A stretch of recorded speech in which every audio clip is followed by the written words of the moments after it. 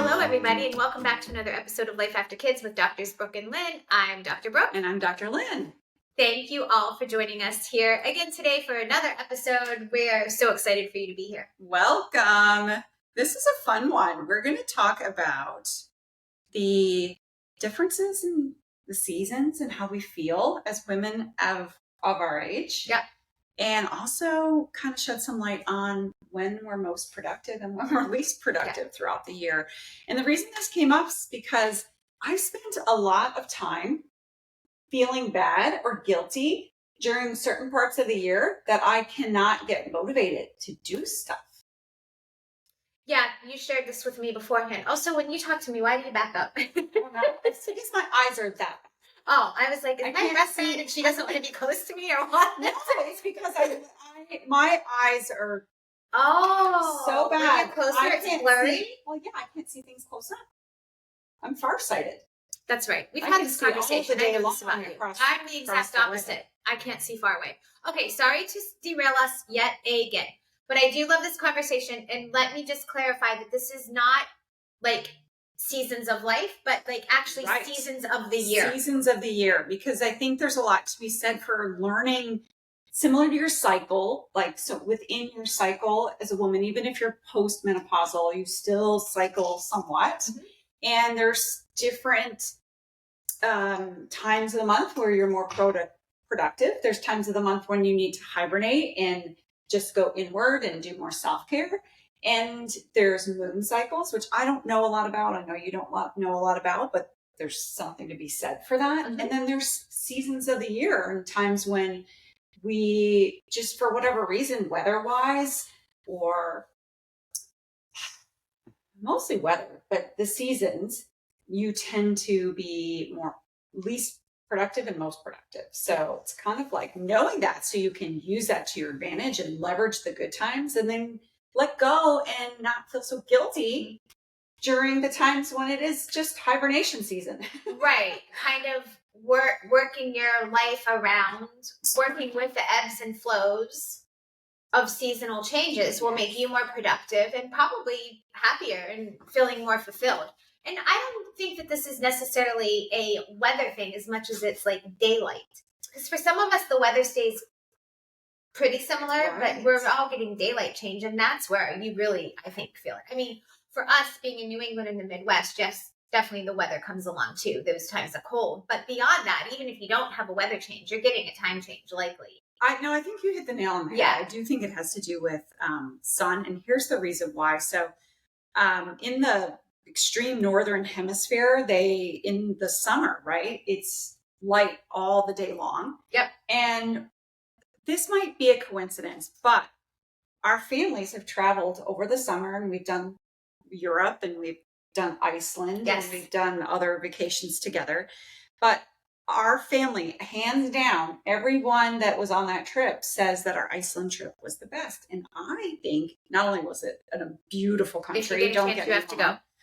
But I think a part of that was because of the extreme amount of sunlight we were getting. It was amazing. We were always in daylight and you just felt like so uplifted and so it was so good. Freshened and like renewed. It was like, it's just, it does something that it's inexplicable, really. It really, the way I felt there, and I've had other people say that, this is off topic, but that's okay, that there's nothing like the feeling you have when you're in Iceland. You feel so grounded, but yet energy and healthy, the air, sunlight, like you're walking out, because they have sort of like Europe, very long and drug out meals, which is great, because that's what you want to do when with your family and your friends. That sounds like a good time to me. Yes, I know, it always does for you.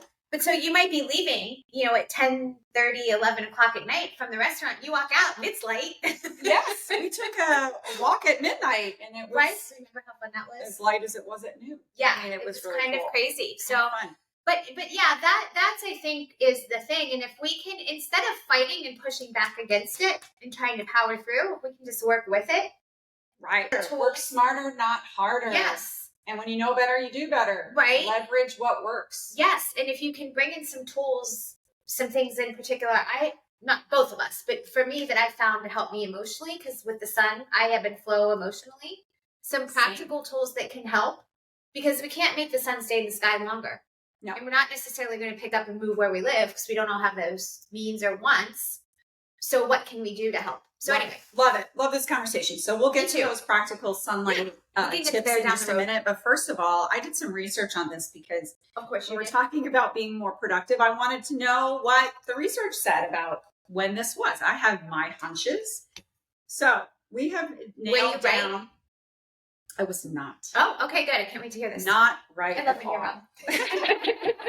It's happen often, so that's why you like. I know. That's why I celebrate all the time. It came out so snotty.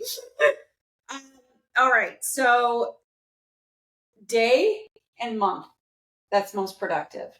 You got a 1 in 7 chance of getting right. What okay, day and month. You're asking me. I'm going to say. Well, I would say Mondays. First.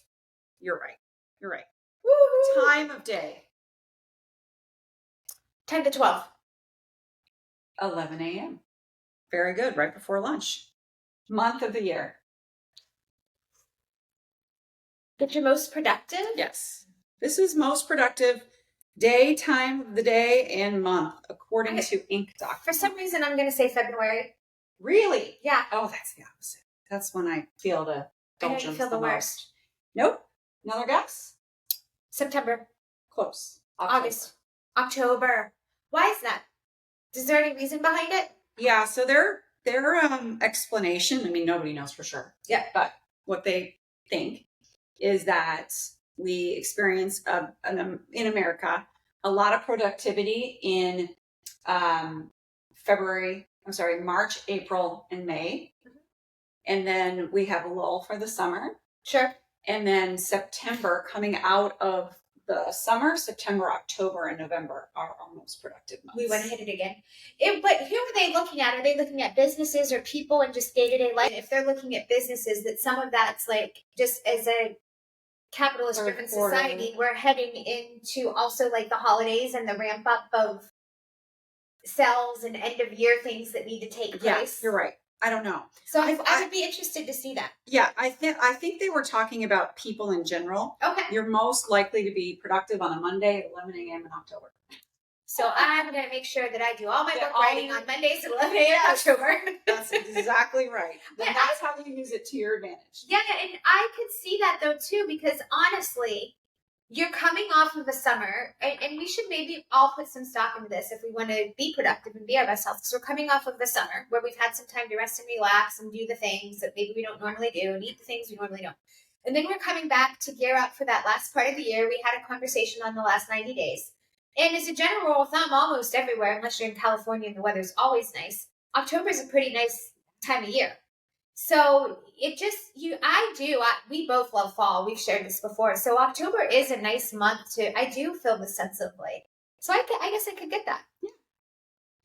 Same as far as that goes, as far as the week. So you want to stack all your projects at the beginning of the week. I don't think that will come as a big surprise, but Monday and Tuesday are your most productive days and your productivity tapers as the week progresses. Interesting. I'm going to try better. I did that last week just because I had people coming in for Andrew's graduation. I know we're in October as this drops, but this is still May for us.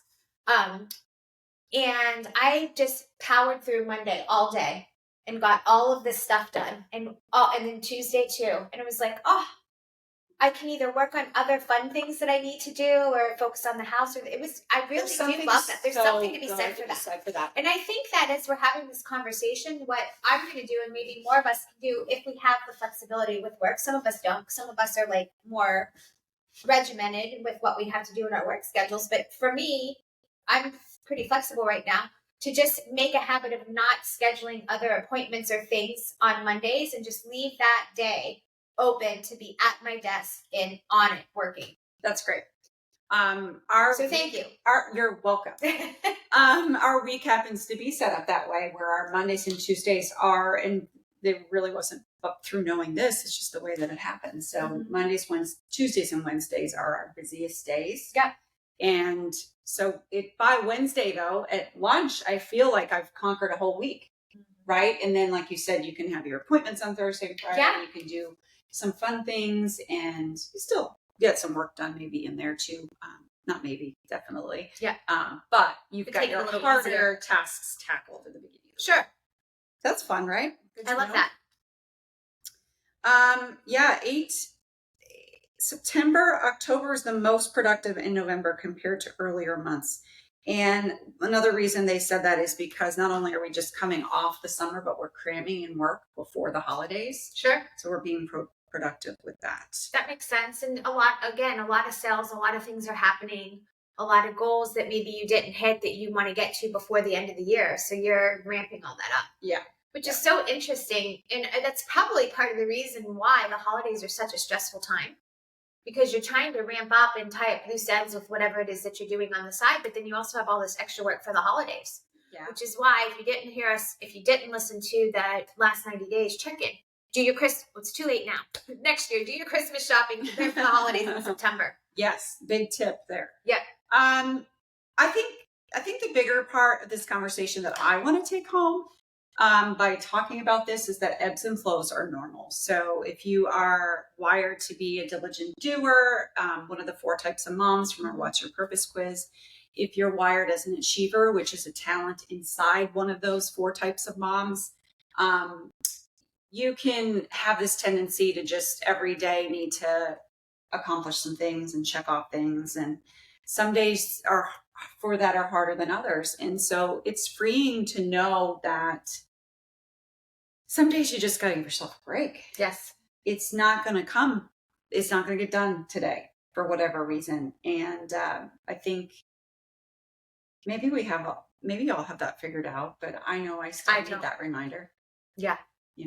So good. I think that's important. And I know that's why I wanted to have the conversation from the things that you could do to get over that hurdle, maybe emotionally. And I think you were coming at it more from this regard because you have found yourself in periods of time seasonally where you just don't feel as productive, and then you start to feel bad about yourself. Yes, especially if you identify as a diligent doer. Right. Identify that's part of your role in your family might be to get all this stuff done and people come to you and they rely on you for that, and you're not feeling it on a certain day. Sometimes you just got to give yourself a break. But talk about that, or maybe you were going to, like, when is that time for you, and does it connect to, do you see that happening at the same time? 100%, but I don't think I had this much clarity around it. So here's another tip is take your vacations during your downtimes. Well, duh. And it's not a surprise that our peak times are February to May, September to November. Those are our peak times for productivity. Okay. So Christmas vacations and summer vacations are the prime time to do that. But also January, don't forget December. Mm-hmm. Yeah, which is Christmas. Holidays. So do you find that your time because from the outside looking in, I feel like for you it's like February and March because you just get the winter. I would agree. You don't want to go anywhere. I would agree. And I do think that's sunlight. So we're going to come back and finish our conversation with all the ways that inside of those productive months that you can boost that a little bit because of the sunlight. But also, we talked about your cycles. So you can take this productivity and take this clarity on the variations of how you're feeling around productivity down to down to your cycle. So your most productive times of your cycle, it varies. So within the month, there are going to be times, even in your high points, there are going to be times when menstrual cycle. Correct, when you're more productive than others. So days, if you still track your cycle, if you still have a cycle, start tracking it because your days 11 to 15, and this is from Dr. Mindy Pelz's book, and it's called Fast Like a Girl.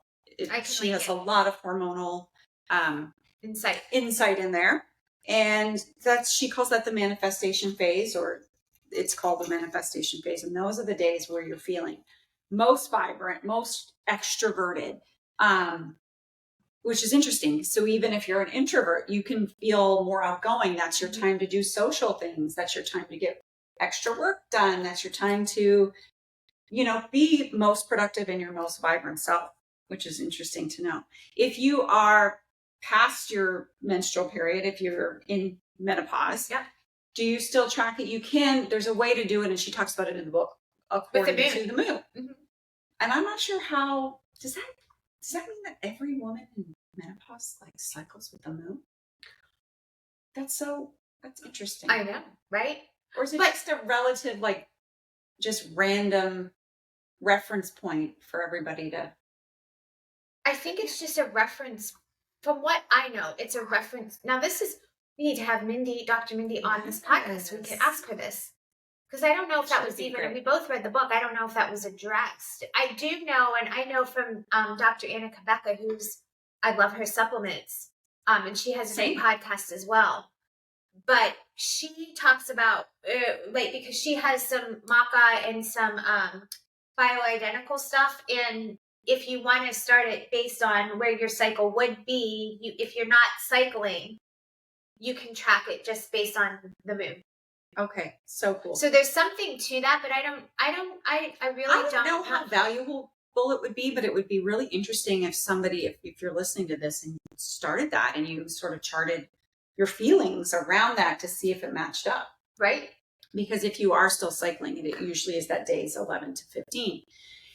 For the most productive. For the least productive, it's the week before your period. It's called the nurture phase, and no surprise there, but you're going to feel the most introverted. Even if you're extroverted, you're going to want to retreat. You're going to feel like being at home by yourself, self-care, eating more carby foods, because those are the foods that estrogen likes, or progesterone likes rather. So some insights there.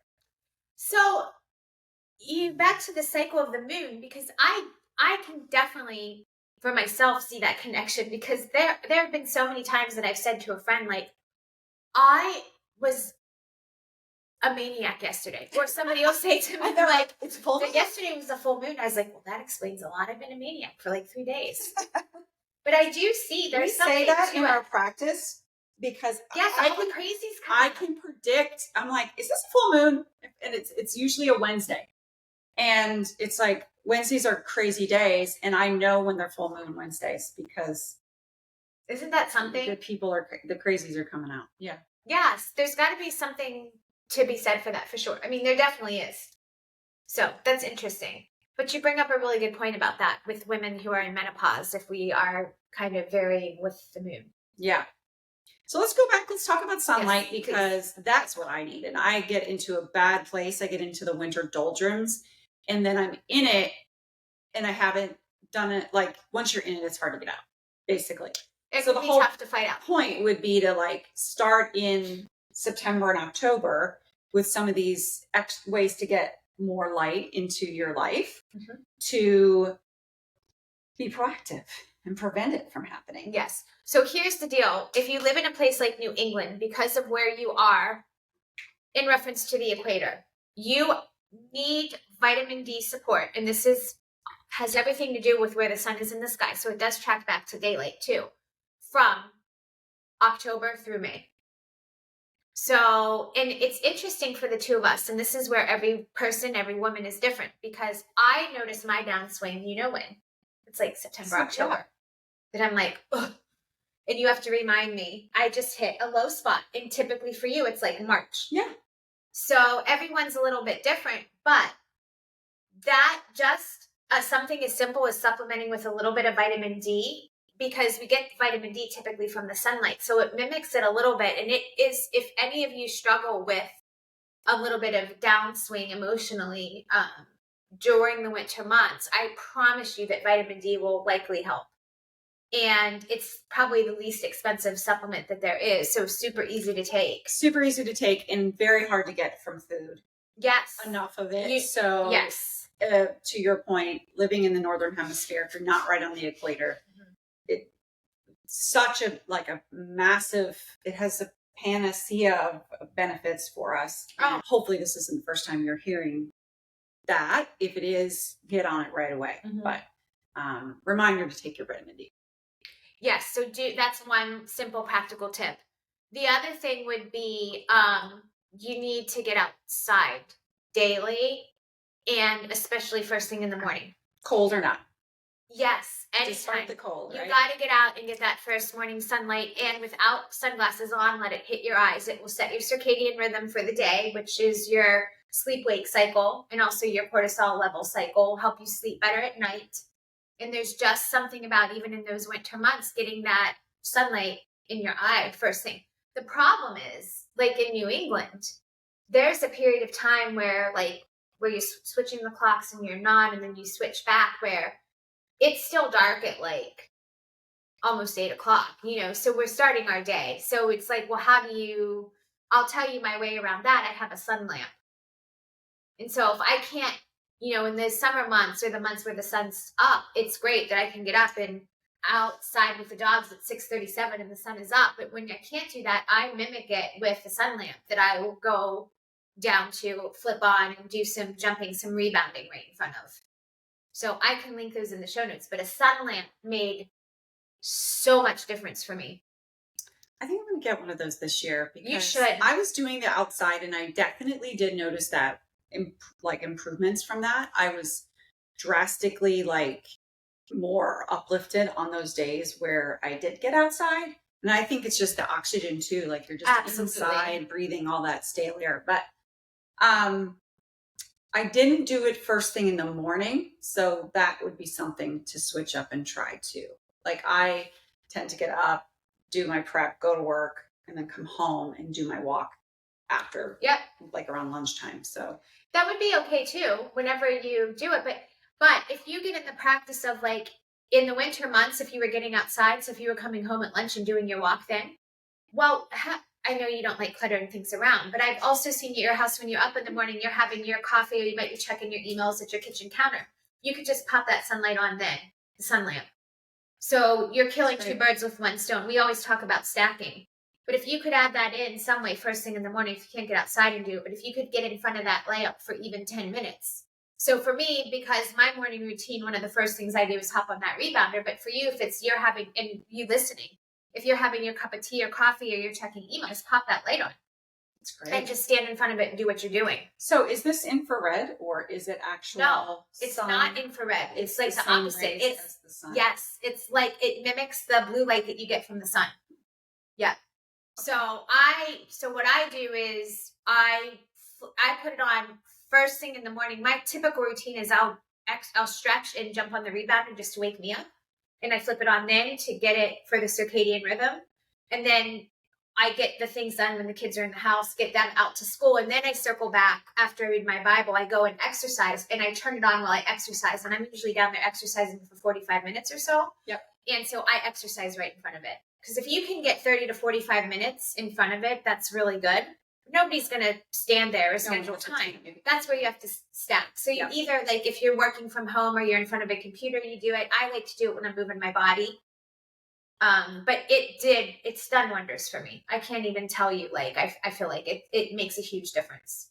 That is a great tip. And do you know enough about infrared to say, would that help too? Because we have an infrared light.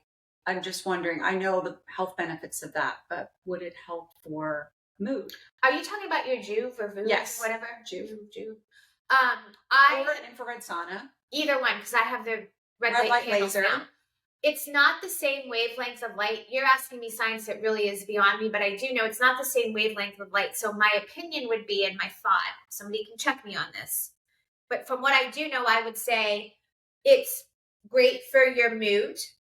It's great for relaxation and the cortisol response, but it's not going to mimic the sunlight like a sunlight lamp does from the standpoint of like setting your circadian rhythm and getting that first light to start your day. It's a different type of light.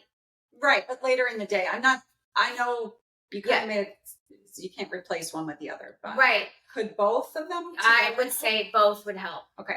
And we've talked about this. This is on a tangent, but when we moved, I got a new sauna, and my sauna is infrared, but now it's got those red light panels in it too.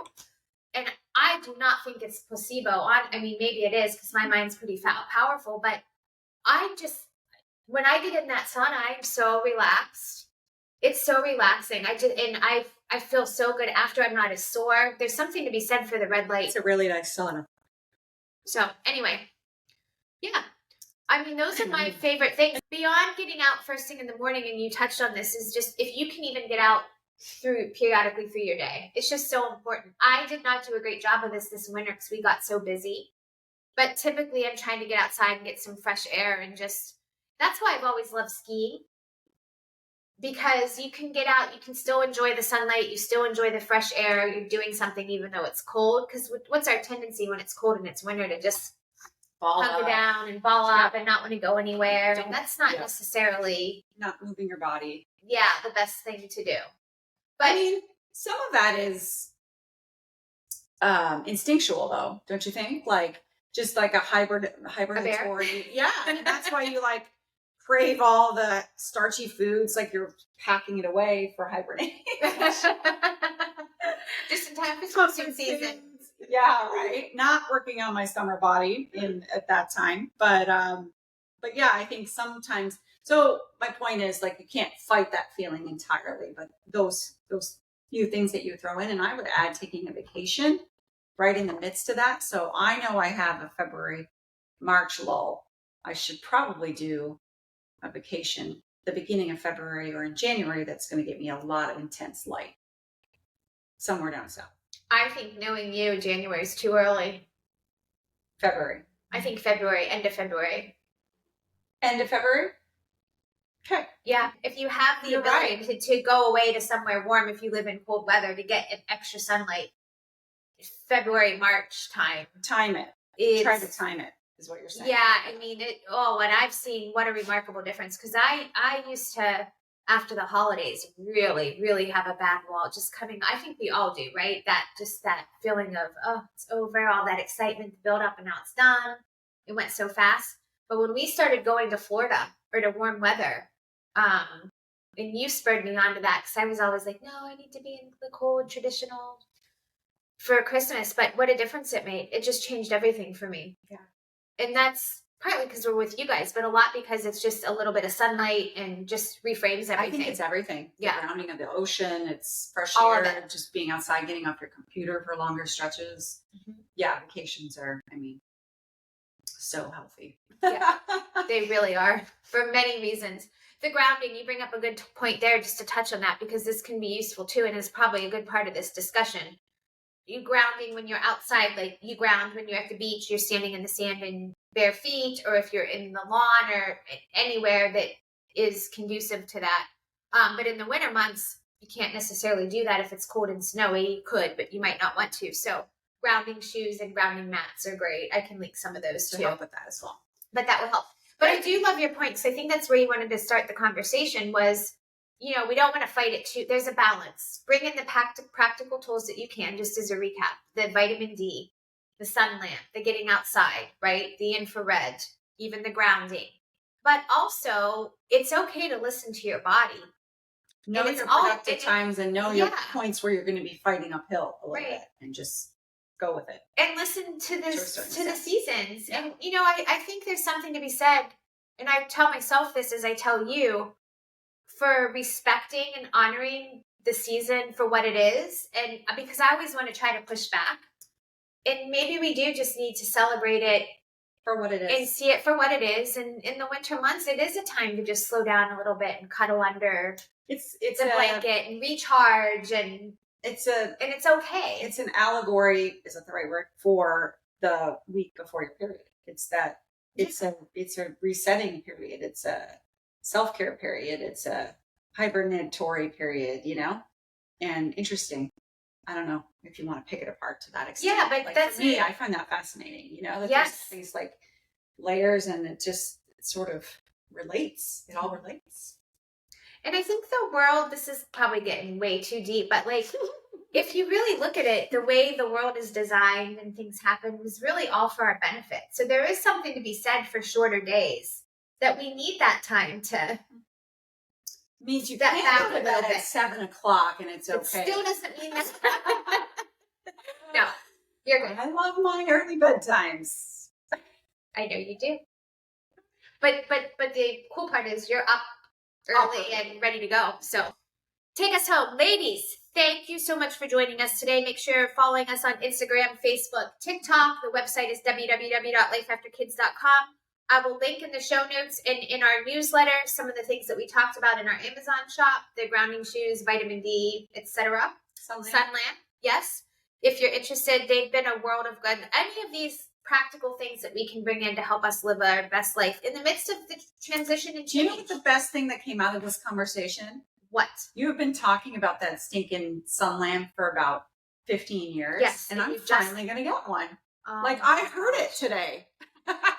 It takes that long. This is why we can talk about the same things on the podcast, because you have to hear it many times. Just like you finally got the rebounders. Yes. But just like you're going to finally start lifting more weights. I know, maybe. But I think you got the rebounder because of Camilla, not because of me. Anyway, we love having you here, ladies. Thank you. Thank you so much. Have an awesome day and an even better week. Big hugs. Go enjoy some sunlight.